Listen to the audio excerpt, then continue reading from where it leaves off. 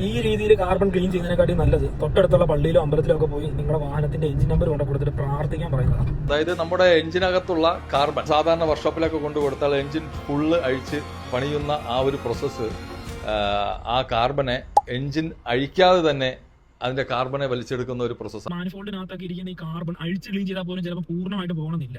അതിന് മാനിഫോൾഡ് ഇങ്ങനെ ഇരിക്കുകയാണെന്ന് കരുതുക. ഇതിന് ചുറ്റും നല്ല രീതിയിൽ കാർബൺ ഫുൾ ഇങ്ങനെ വന്ന് ഇതിന്റെ ഈ ഒരു ഹോളിന്റെ വലിപ്പം കുറഞ്ഞു കഴിയുമ്പോഴാണ് ഇതിനകത്ത് കൂടെ പോകേണ്ട ആ ഒരു എയറിന്റെ വോളിയം കുറഞ്ഞ് നമുക്ക് എയറിന്റെ വോളിയം കുറയും. എയറിന്റെ വോളിയം കുറയുമ്പോൾ നമ്മൾ ആക്സിലേറ്റർ എത്ര കൊടുത്താലും വാഹനം കയറാത്ത ഒരു ഫീൽ നമുക്ക് തോന്നും. അപ്പൊ അങ്ങനെ തോന്നുന്നുണ്ടെങ്കിൽ ഈ മാനിഫോൾഡിനകത്തൊക്കെ നല്ല രീതിയിൽ കാർബൺ ആകുമ്പോഴാണ് അങ്ങനെ വരുന്നത്. അപ്പൊ അങ്ങനെ ആകുന്ന കാർബൺ ഒരിക്കലും അഴിച്ച് ക്ലീൻ ചെയ്യാതെ അതിനകത്ത് പോകത്തില്ല. അടുത്തെന്ന് പറഞ്ഞാൽ ത്രോട്ടിൽ ബോഡിയാണ്. ഈ ത്രോട്ടിൽ ബോഡിക്കകത്ത് ഓൾറെഡി ഒരു ബട്ടർഫ്ലൈ വാൽവ് വരും. ഇത് ഫ്രീ ആയിട്ട് ഇങ്ങനെ മൂവ് ആണ്ടതാണ്.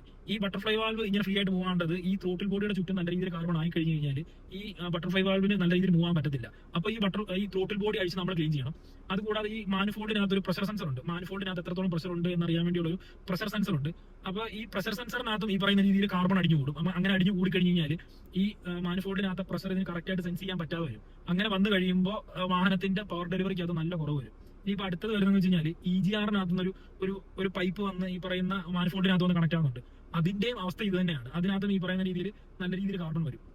അപ്പൊ ഇതിന്റെ ഏത് ഭാഗത്ത് കാർബൺ നല്ല രീതിയിൽ കൂടിയാലും ഈ വാഹനത്തിന്റെ വലിവും കുറയും, മൈലേജും കുറയും. അപ്പൊ ഇതിനൊരു പരിഹാരമാണ് നിങ്ങൾക്ക് വേണ്ടതെങ്കിൽ ഒരു വർക്ക്ഷോപ്പിൽ പോയി ഇത് അഴിച്ച് ഫുള്ള് ക്ലീൻ ചെയ്യാതെ ഒരിക്കലും കാർബൺ ഈ വാഹനത്തിനകത്ത് പോകത്തില്ല. 30,000 കിലോമീറ്റർ ആകുമ്പോൾ തന്നെ ഏകദേശം നമ്മുടെ 105 മുതൽ 150 വരെ നമ്മുടെ വാഹനങ്ങളുടെ CC കുറയും. എന്റെ വാഹനം ഒരു 1,12,000 കിലോമീറ്റർ കഴിഞ്ഞിട്ടുണ്ട്. ഈ പറഞ്ഞ കണക്ക് വെച്ചാണെങ്കിൽ എന്റെ വാഹനം ഏകദേശം ഒരു 460 CC-യോളം കുറയണം.